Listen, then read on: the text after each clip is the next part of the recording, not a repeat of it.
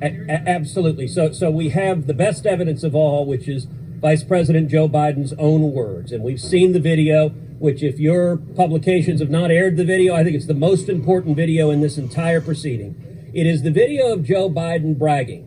And he's proud of this, where he's bragging that he told the president of Ukraine, number one, that he would block $1 billion in foreign aid, American loan guarantees to Ukraine, unless and until he fired the prosecutor who was investigating Burisma. And Joe Biden ends that video. Hold on, let me finish the answer. Joe Biden ends that video with saying, "And son of a bitch, he was fired." Now, Joe Biden is admitting, and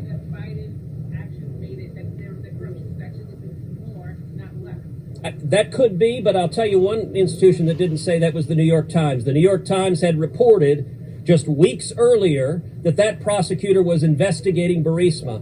And to be clear, look, the House managers have argued there was zero basis to investigate. When you got a guy being paid $1 million a year, and he doesn't know anything about oil and gas, he doesn't have any apparent involvement in Ukraine, that certainly raises the question of corruption.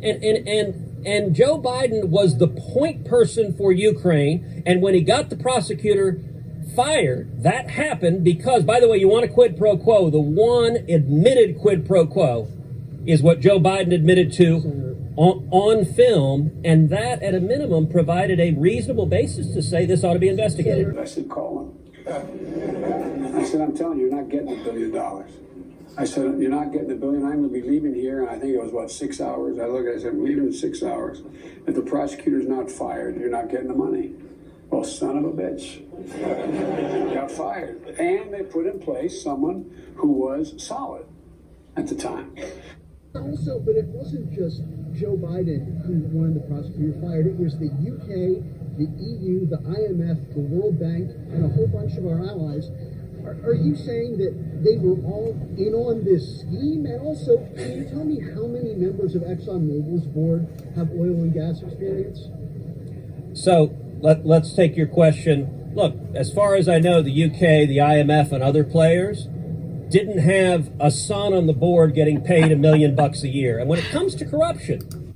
Good answer, Ted Cruz. You know, it is really astonishing to see the House managers talk about